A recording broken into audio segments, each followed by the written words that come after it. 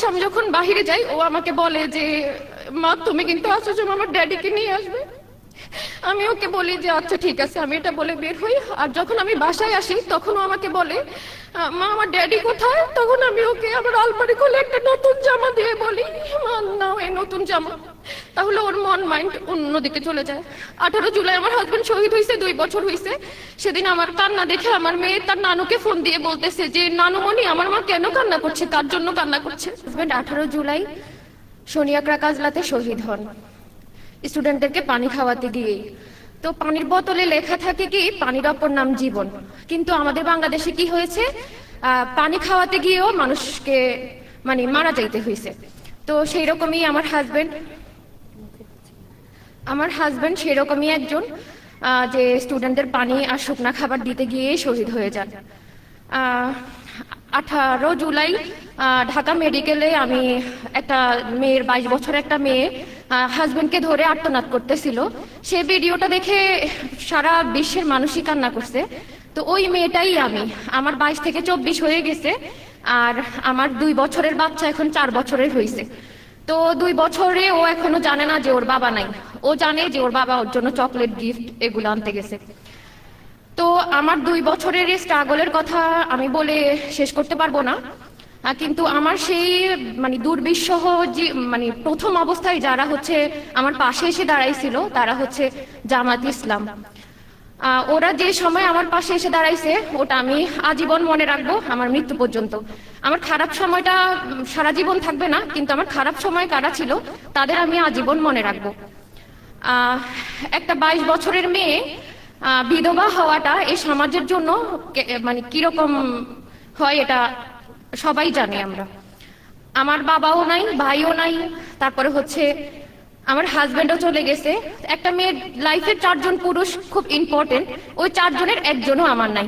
আমার হাজবেন্ড আপনাদের যুদ্ধ ছিল হয়তো 17 বছরের, কারো 3 মাসের, কারো 1 মাসের, কিন্তু আমার জীবন যুদ্ধ। আমি যতদিন বাঁচবো ততদিন আমার এতিমকে নিয়ে হচ্ছে আমার সামনের জীবন আগাইতে হবে। তো জুলাই সনদ আমি চাই এটা হচ্ছে জনগণের রায়, এটা এই বাংলাদেশটা রক্তের উপর দাঁড়ানো।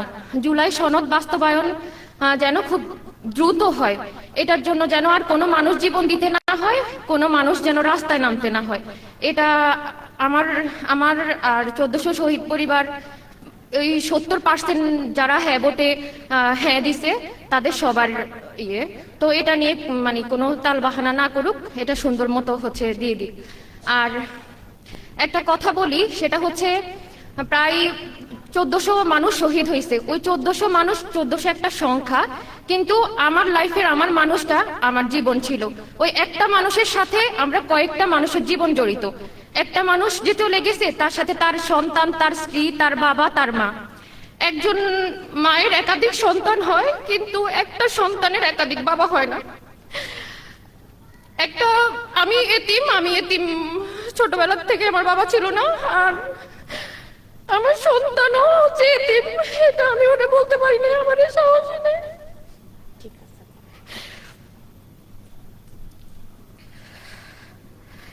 আমার নুজাইরা হচ্ছে আমি যখন বাহিরে যাই ও আমাকে বলে যে মা তুমি কিন্তু আসছো সময় আমার ড্যাডিকে নিয়ে আসবে।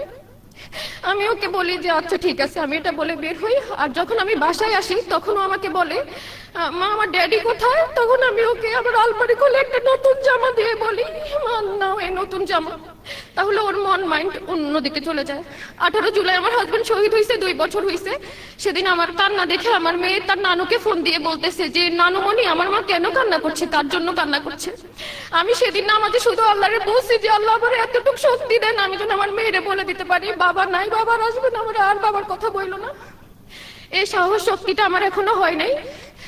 আমি আমার লাইফের এই কয় বছরে আমি একটা জায়গায় হচ্ছে আটকে গেছি, যে 18 জুলাই আমি আমার হাজবেন্ডকে এত ডেকেও সেদিন ঢাকা মেডিকেল থেকে বের করে আমার মেয়ের কাছে এনে বলতে পারি নাই যে এই নাও তোমার বাবা। যেই মেয়েটা বাবার কোলে করে দাদু বাড়িতে যাইতো, সেই মেয়েটা বাবাকে বক্সে করে আর সে সামনে বসে হচ্ছে ও দাদুর বাড়ি তোর বাবাকে রেখে আসছে। ও এখনো যায় না আর ওর বাবার কবরে।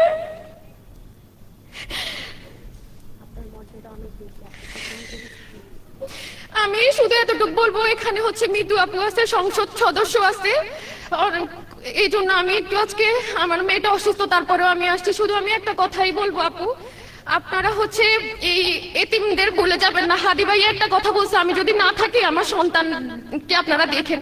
আমার হাজবেন্ড যদি বুঝতে পারতো যে ও থাকবে না, চলে যাবে, আপনাদের সবাই এটাই বলে যাইতো যে আমার নুজাইরাকে আপনারা দেখে রাখবেন এই বাংলাদেশের জন্য। আমি জীবন দিয়েছি, আমার সন্তানকে দেখবেন। এই 300 শহীদের সন্তানকে প্লিজ আপনারা দেখবেন, আমাদের ভুলেও যাবেন না। আপনারা সবাই ভালো থাকবেন। আসসালামু আলাইকুম।